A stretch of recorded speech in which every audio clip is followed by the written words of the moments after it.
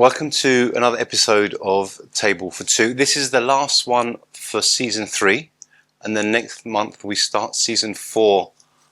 Miraculously, I don't know how we managed to get so far. And with me again today is Mr Christos Karaolis. You're the president of the National Federation of Cypriots and POMAK as well, plus vice president and trustee of the Brotherhood, and essentially, as I said last time, the president of the world. It's very kind. Welcome. Thank you for having me again. Welcome. I must have done well the first time to be back. Yeah, well, we had a lot to talk about that time, and we just didn't get enough time. So, since the last show, I've seen a lot of you on POMAK's and National Federation's Facebook page and social media. How many of the POMAK countries have you visited so far? Well, as president, I can't claim to have visited many, but when I was president of NEPOMAK, I visited 6 of the 8 member branches. Okay. So I believe it's really important to go out there and meet the diaspora. Definitely. Where they are. What's happening with Ireland? Because you mentioned last about Ireland going to join POMAK. Are they in there yet? So they're joining our Rest of Europe Federation. Mm-hmm. So yeah, we will be having Ireland in as well. Okay. So we are continuing to expand. Also, we're establishing in the Middle East. So we're looking to kind of expand our representation to where the diaspora now is. Yeah, oh, wonderful. Now, obviously, the big event was the World Conference on Cypriot Diaspora. That was at the end of July, which you attended. I did. I saw you all over the place on the news channels, on Facebook, and you gave obviously a speech. Yeah. And I think that's one of your fortes is when you do speak, it comes from the heart. And I think those of us who are in England, brought up as Cypriots, we do feel it, especially me, because obviously I've known you for so many years now. Did you just cover the Cypriot politics? What exactly was the conference for? So the World Conference of Cypriot Diaspora is, this year was twofold. One, it was the Central Council meeting of POMAK, the World Federation of Overseas Cypriots, our 40-member board, but it was also the General Conference of NEPOMAK, our youth branch. And as POMAK, of course, we focus on the Cyprus issue and what we can do to support the efforts of the government to restart talks and reunite the island.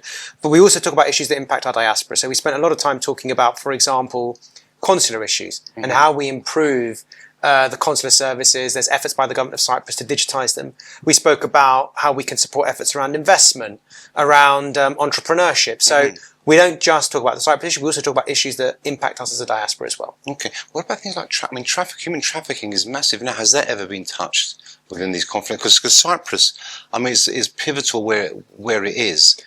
Not officially in the conference itself, but certainly when in our briefings with ministers, they do talk about efforts that the government is undertaking, particularly around human trafficking and migration, where the government of Cyprus has taken big strides in recent years to just try and manage that. Okay, because I know from a few Sierra Leoneans, they managed to come to Cyprus via Turkey, via the Gade to the occupied, and then they come across. And where they do find work and they work hard, but that can also be used as a route for. It's a really big issue that you touch on. So Turkey has been investing heavily in Africa as a way of, as you say, bringing migrants to study in the Gade usually through dodgy university degrees, and then they cross the Green Line, and the government of Cyprus is a recognised legal state. So when someone crosses and says, I'm an asylum seeker, they have to treat that legitimately and process it. But the government's been taking efforts to try and stem that flow. Yeah, well, Turkey's quite heavily involved in Sierra Leone, where I do a lot of the charity work. They have I'm not sure if they still have, but they had a massive ship in the harbour that provided electricity to Freetown. And when the government didn't pay the bills, switched it off until they paid, then they switched it on again. And the new airport for Freetown is actually built by a Turkish company. Really? And even the first time I flew, in fact, it's the first all-green airport in West Africa. And they've got a farm of solar power units nearby that provides all the electricity. And the first time I went on the menu in the cafeteria was Turkish coffee. They've taken the Turkish coffee off now because not many Turks visit. So, but it's soft power. And so I think the government of Cyprus has recently opened an embassy in Ethiopia, the head of the African Union, and other African countries, primarily to try and deal with some of Turkey's soft power through money in the African continent. Because Well, they have a consulate there in Sierra Leone. Yeah. Which I actually by accident I stayed in a hotel a few doors down, and I saw this massive Turkish flag. Well, I thought, where's that going? And then I realised what it was. Yeah. It's huge investment by Turkey. Yeah, definitely. Well, where the other countries, like Britain, America, would refuse to invest, they come in. The Chinese come in as well. Absolutely. It's especially now that, as you say, like the US and UK are cutting all their international development spend. It's a wide open gate to Turkey. That's it. I know. Now, obviously, the National Federation of Cypriots in the UK is a big part of your life. It is. Still, even though you're POMAK, you're still dealing with the National Federation. I am. And obviously, you had to mark the anniversary of the invasion. Yeah. There was the parliamentary reception. Yeah. How did that go? So we had our parliamentary reception on the 14th of July. The Foreign Minister of Cyprus, Konstantinos Kombos, was the guest speaker. We had 27 parliamentarians and peers there in total, including the Europe Minister, Stephen Doughty, Shadow Europe Minister, Wendy Morton, Liberal Democrat spokesman. So we had an incredible cross-party support, all sending a consistent message that the UK government and Parliament more widely is fully behind the efforts to reunite the island and restart talks, importantly, on the basis of the agreed UN framework. Right? The UK has no appetite for any other forms of solution. It's the UN framework that matters. Were there any new faces this year? Because usually it's the same old faces when I go. Any new faces? We had a lot of new MPs there. So one thing I know we're going to talk about the Hands of Cyprus campaign, but why that's helpful is because when MPs hear from their constituents about the Cyprus issue, it becomes an issue that's important for them and their voters. And so that's why we had a lot of MPs who had received these emails from their constituents who decided to turn up to the event and understand what Cyprus is about, why it's so important to their constituents. But are they actually listening to us? I think they are. I mean, the fact of the matter is, we just spoke about the level of soft power and influence that Turkey has. Imagine the depth of that strategic relationship with the UK. If Turkey's saying that the basis of a solution that they want is two states, but actually the UN framework talks about a bi-zonal, bi-communal federation, and the UK hasn't shifted from that position, it shows that actually the strength of our community's voice in Parliament, with government, with the Foreign Office, is actually holding that back. Yeah. So I would encourage everyone to get involved in our campaigns and support the effort, because ultimately, if voters speak up, politicians and the government listen. Yeah. Now, you've got the Hands of Cyprus email campaign, is that right? How are you getting the message across? How many people do you have on your list? Is it increasing? So we were hugely impressed with the take-up this year. So 69% of MPs, so that's over 450 MPs out of 600, received emails from their constituents about the Cyprus issue. We tend to have this view that our community is located around North London. Yeah. But actually, there were Cypriots, friends of Cyprus, non-Cypriots that were sending emails to their MPs right up in Scotland and right down in Cornwall. Yeah. So for that many MPs to be getting emails from their voters shows that actually our message isn't just concentrated around North London, it's concentrated across the whole UK. And that's when political parties, government and opposition start to listen, when they see actually MPs up and down the country getting the same email calling for action on the Cyprus issue. Yeah. That's when you start to get on people's radar. With the non-MPs, with the normal people, I mean, what sort of age range have you reached? That send these emails? Yeah. It's anywhere from kind of 18-year-olds right up to 85, 90s. Okay. But if you think about the technology, it's internet-based. Yeah. So it's disproportionately going to be a younger demographic that are doing it. But we've made the form so easy that you literally enter your name, your email address, your postal address, and then our online form finds your MP, generates the email, and you just click send. Okay. It takes 15 seconds to do. And so we have tried to make it as accessible for anyone who wants to engage with their MP on Cyprus to do so. Is there anything on Instagram regarding this now?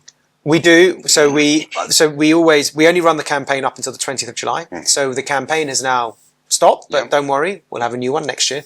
But yeah, we do have our Instagram channel, so at UK Cypriot Fed. We're on TikTok, we're on Facebook, we're on Twitter, all the same handle. Okay. Now we both attended the memorial service at Panayia, obviously more green.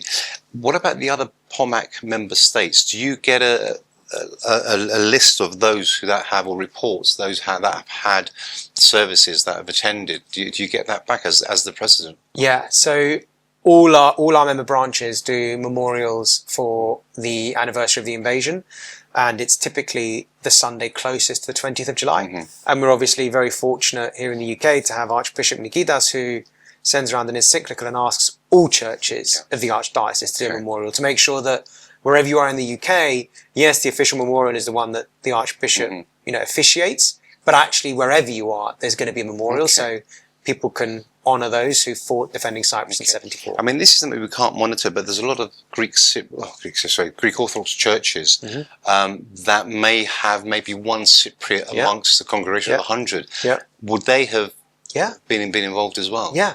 So in the UK, the Archbishop asks all the Greek Orthodox churches to do it. Yeah. And you're right that our Archdiocese is changing. Yeah. And yes, there may not be a majority of Greek Cypriots in a parish, but it's still important that parish remembers what happened in 74, honours and pays tribute to those individuals that fought defending Cyprus. What about things like rallies and conferences, as we used to have before, where thousands would attend? I mean, a lot of that will come from the churches, the older people, even the middle-aged people, even the younger people who were born in Cyprus. And now that they're slowly dwindling, those figures are dwindling, and the congregations are, I mean, most of them, or a lot of them, have never been to Cyprus. Yeah. Some will still say the Turkish part, not realising that's what we say. So how do we get new people, as in Cypriots, to the younger ones to attend? Because they're not all churchgoers nowadays. I think so much of what we are doing and need to do more of is engagement through online social media channels. So we are massively upping our game on that front in terms of both reaching out, engaging, inspiring the younger generation. Yeah. I think Greek schools have a really important role to play in terms of making sure that the younger generation remains educated and informed. But collectively, it's also then on parents to make sure that they educate and inform their children, because that's really where it starts from. And then we're just hopefully just reinforcing across everywhere else. Yeah, well, hopefully it will stop being a holiday island for some and start being something that's part of their history and the Diaspora's history. And because if we don't remember and if we don't bang the drum for Cyprus, nobody else is. Yeah. So that's why what we do is so important, and we rely on the community to support our efforts. So thank you to you, thank you to Georgia, thank you to Hellenic for promoting our efforts, because it really makes a difference. Yeah, well, we always will, you know that. Always behind you 100%. Thank you. Now on to NEPOMAK. Yes. You're too old to join NEPOMAK. I am too old. Is there actually an age range for NEPOMAK? There is. So NEPOMAK is 18 to 30. Oh, like the holidays. Exactly. There you go. Perfect. Exactly. Now, I read that Elle Zacharia is the new president. Yes. Was she elected? Okay. Yeah, so in the same way as POMAK, NEPOMAK is made up of 8 member federations. Christos Touton, who has been the president for the last 8 years, aged out. So he's now too old, and it was time to hand over. So Elle is currently vice president of NEPOMAK UK and was the UK's candidate for the presidency. There was another candidate that stood. Elle, I think, won quite convincingly, and has now taken over the leadership. Yeah. Now, how do you recruit new members, or how do they recruit new members? So for NEPOMAK, they run a whole series of social events, a whole series of online outreach, and equally they support the efforts we have on the Cyprus issue. But, they have a really important role to play. So next year is actually NEPOMAK's 25th anniversary. Okay. So it's incredible, to think that I was one of the founding members. It's incredible to think that 25 years will have passed since I was a much younger, much more energetic individual at those conferences. Yeah, well, that's wonderful. Because I've always seen NEPOMAK events. They've got the boat event on the River Thames. Yeah. They have Mizeh events. Yeah. So they still do, well, hopefully they still do loads. Yeah, they do. And obviously they had a break during COVID. Yeah. And then a lot of people during the COVID probably then were too old to continue through. Yeah. So it's getting those younger members, I think, is the key. And social media. And it's so important because they're going to, that generation is probably third. So for our community to survive, we rely on organisations like NEPOMAK to engage that younger generation, bring it in the same way that we rely on the church to do it, in the same way that we rely on Greek schools to do it. Yeah. That's where you're getting people at a very young age to get involved in the community, to get inspired, to get enthusiastic about Definitely. So, I mean, if they can give talks at the Greek schools as well, just to let them know what they do. Absolutely. Yeah. Completely. It's all fun and games. It is indeed. Now, going kind of, I suppose, kind of POMAK, going back to POMAK very, very briefly, how do you categorise someone as a Cypriot? I mean, I was born, also in England, to Cypriot parents. Yep. I do have a Cypriot passport, which I'm proud of. My son doesn't have a Cypriot passport, neither does my daughter, neither do my grandchildren. Where does it stop of them being classed as Cypriots as part of the Diaspora? So, our definition is kind of one Cypriot grandparent, which I guess has stood us in good stead up to now. Yeah. But we may need to kind of continually look at it as we go. But you don't need a Cypriot passport to be involved in the diaspora movement. You just need one Cypriot grandparent. Or I should say, you can also, if you're married to someone who's a Cypriot, you're also entitled to be part of the diaspora movement. So it's by birth or marriage. Okay. Well, now that I've lost weight, I'm hoping to have great grandchildren one day as well as grandchildren. Well, there you go. So will they be part of that? They will absolutely be welcome. Good, I'll let them know. They will definitely be welcome. The minute they're born, I'll tell them. Sign them up. I'll tell them that you're Cypriot like your Bapur. Sign them up. Absolutely right. Now, I'm sure you saw this question earlier on. Now, when I sent you the questions. Yeah. Now, one is the question that I want to know: are you likely, or do you ever think of going into politics, local or national? No. For me, I'm very passionate about what I do for the community here and our diaspora more globally, and that's how I want to give back. Others want to give back in other ways, but for me, my passion is really making sure that we're banging the drum on the Cyprus issue and making sure that we're advancing and promoting our diaspora as much as we can. Okay. So that's what gets me excited. Right, well, if you ever did decide, I'll be voting for you, depending on what the political party you're with. That's very kind. I'll support you in any way, in any way I can. And also, next time you go for a POMAK visit abroad, if you need a photographer, some of your photos are awful, honestly, Christos. Wonky. I do many things. Photography is not my forte. Bring me along. All expenses paid. I'll be there. That's very kind. Thank you. And I won't charge for the service. That's very kind. There you go. Okay. But I sometimes warn guests of questions before the show, just in case they don't want to answer. But Christos, I'm happy to answer anything. Yeah, I had some great ones for Father Theodoros, but I couldn't ask them at all. I'll let you know later which ones they were. Now, on to the Sierra Leone news. Christos was well aware of the work we do, and he supports us so much with the way you promote it and you let everyone know what we're doing. Okay, I won't get into the ins and outs. Now, last time we were on the show, just coincidentally, we spoke about Air Sierra Leone. Yes, we did. I said, wonderful company. They use a chartered airline. You had a great flight. Perfect. Yeah. I had 3 seats to myself. Beautiful food. A month after that, Air Sierra Leone stopped flying from London to Freetown because the chartered airline went bust.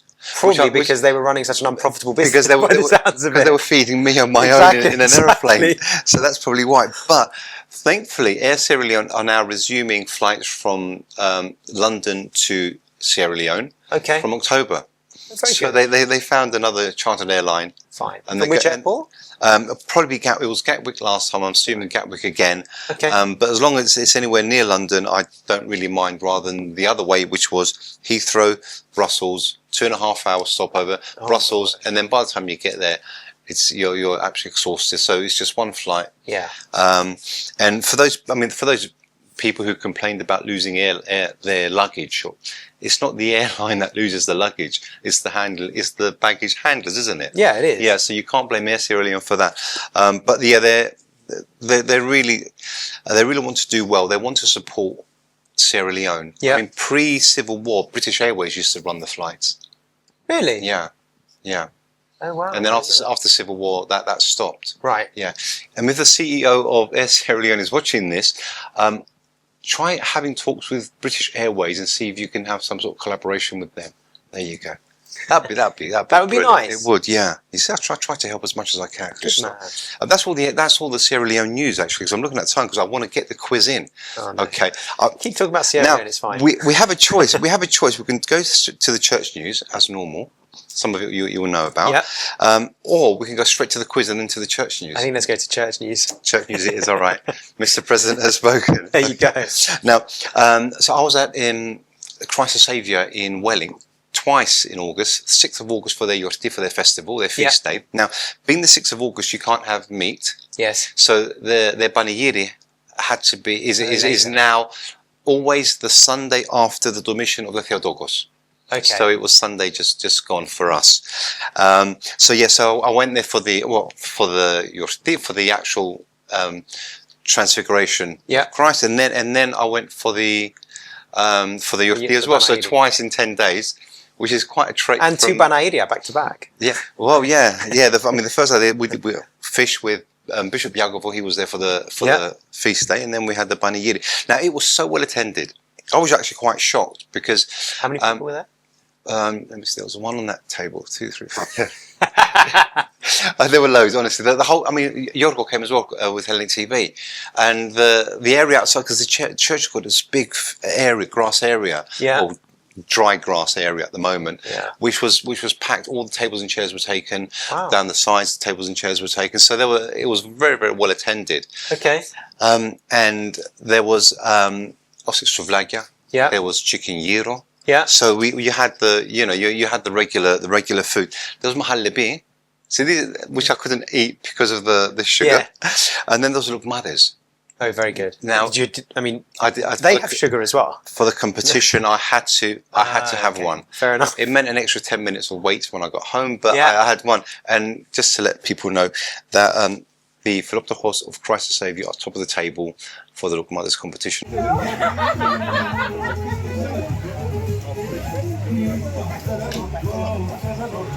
Well done, ladies. Wow. They were genuinely really, really good. I have to say that. So James used to always ask me, he used to say, how do you gauge it? How do you decide on what's best? But these were genuinely, honestly, the best. But so, why? What, crispy? It was honey, crispy. It was crispy. It was warm. Yeah. It was syrupy, but not too syrupy. Yeah. It was even inside it wasn't soft and it was perfect. Come next year. Let me know. Be the VIP. I'm very happy to. Yeah, definitely. We'll arrange it. Honestly, we really will. So look, now there's a honey company called Fab Meridian Natural Honey. Now, this is the third time I'm mentioning them. Yeah. The guy who started the business, it was a hobby for him. Okay. Literally, he had honeybees in his garden. Okay. Making honey just for him, his family, for his friends, and then it turned into an actual business with a label. And then they do beeswax candles as well. Really ornate designs on the sides. Wow! And I was telling them, get them into our churches for Easter. Yeah, the lambades. Because usually people wrap things around, but when you've got this beeswax and you've got this design, absolutely amazing. So hopefully watches this and please get into the churches for Easter with these candles. He actually has Christmas ones, so maybe you can get the Christmas ones in as well. But absolutely amazing company. There was Alex's ice cream van. Alex, yes, famous for the sandwiches. From the sandwiches, also ice cream. And the Cypriot Wine Festival. He had the endafel ice cream. Oh, very good. Which I couldn't eat again because sugar. Yeah, you saved all your sugar credits on your mothers. Even though Alexandra, my wife, she said because she had a chocolate ice cream. She was like, "Are you having the triandafilo?" I said, "I'm refusing." I said, "It's like having the devil on one side and the angel." She was the devil this time. Saying, "Do you want some?" I said, "No, I won't." So I refused it. Wow. For me, then she said she's kind of. That's incredible discipline. I know it is but it's because if I have one, I think, I might as well go and have something. I might as well have this, have that. Yeah, it's true. So that's the thing, and then it's a spiral. Yeah. There are also pony rides there as well. Across the road, there's it's called the George Mead Memorial Stables. They're across the road, and they do pony rides, and they've got goats and things. And they were telling me that during the summer months, they had hardly any visitors because of the heat. Yeah, the heat has been awful. Even the actual festival, they were lucky at Christ the Saviour because it wasn't boiling hot. It's cooled a little bit. People came out. Yeah. Otherwise, they'd all be be at home hiding from the heat. That's how it was. Even my grandchildren, when they were visiting, I was keeping them indoors. It was just too hot. Yeah, you know, it's been unbearable recently. Yeah. Now we had a historic event at St Olave's Church in Hart Street, which is in the city, with the blessing of His Eminence Archbishop Nikitas.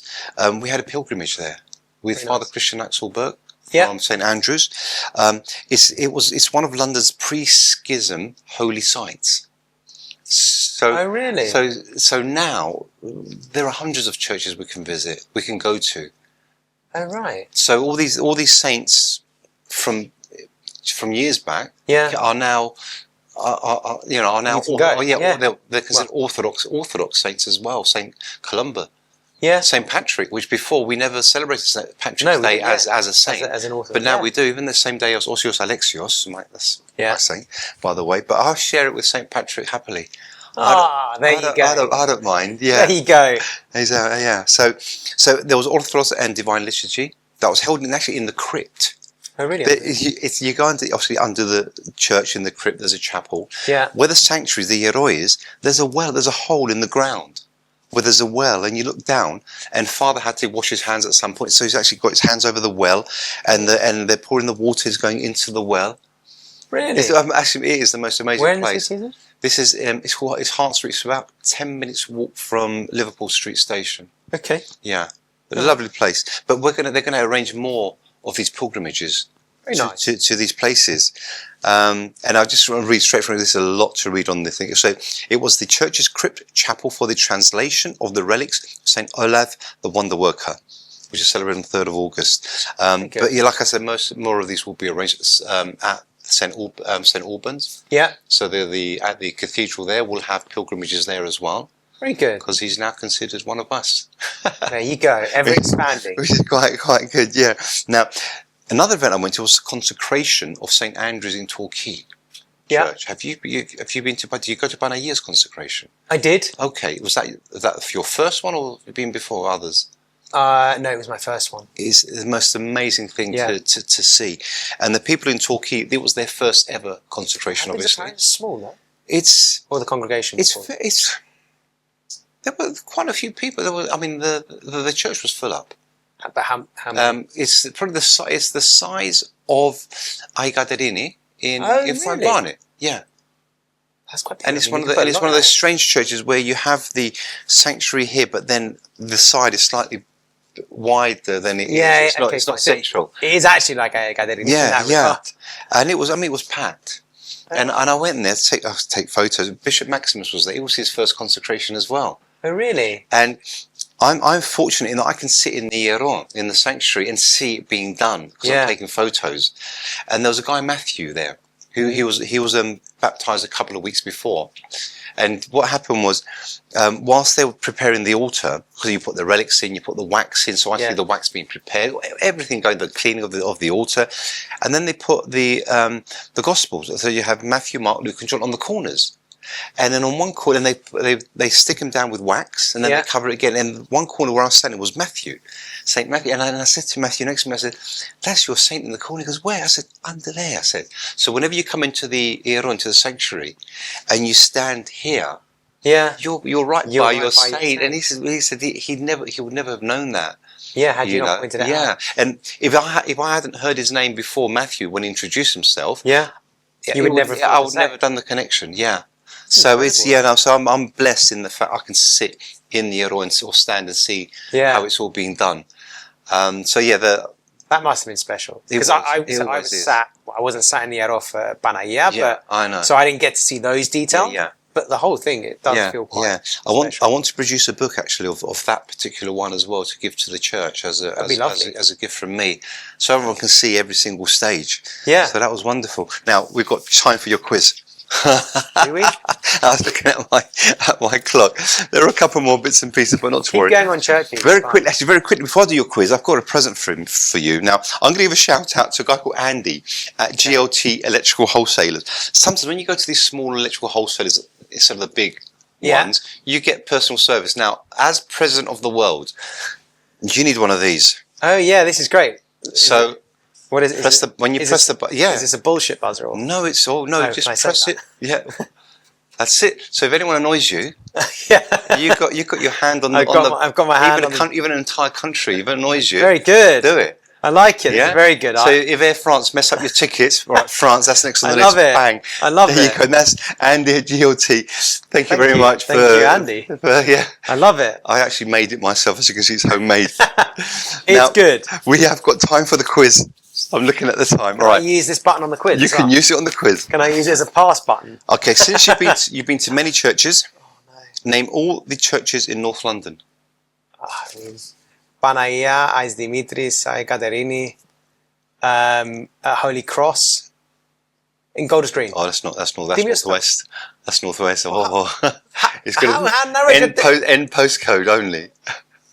Isn't it So NW? there are two more. Yeah, no, Isn't that's northwest. We don't count that. It's not North London. St Raphael? Is that an N postcode? That's EN. I'll I'll give you the last two. St Barnabas Oh yeah, of course. and St John the Baptist. Oh, yeah. All right. Okay. What are the two Birmingham churches? And you've been to one of them. St Luke's and St Andrews. Well done. Where is the oldest purposely built Greek Orthodox church in the UK? Isn't it St Sophia? No. Oldest purpose built. The father from the church was a guest on my show a few months back. Manchester then. Yeah, that's right. That was that's the oldest one. Really? Yeah, there you go. I guessed it because it's Father Theodore. What famous church event is held at the Greek Orthodox Church of Archangel Michael in Margate? The Blessing of the Seas. That's it. You've been to that many a time. When was the Holy Archdiocese of Theodira established? 1924. 25. 23. 22. 22. Then when I'm trying to think that I knew the 100 years was recently. Yeah. I've lost it with COVID. And then very, very quickly, how many archbishops have we had since the start of Theodira, not including the Metropolitan or Metropolitan Germanos? 5. Oh, well done. I knew that. I definitely knew. I predicted a B- for you. I think that's kind of an A-. Oh, there you go. That's Well great. done. And I didn't even need my buzzer. There you go. We've come to the end of the show. Thank you, Mr. President, for joining us once again. We have to have you back again, obviously. I'd love to. Be another great quiz. Thank you to all the viewers for being with us for season 3. And we'll see you again next month when we start with season 4. Good night. See you then.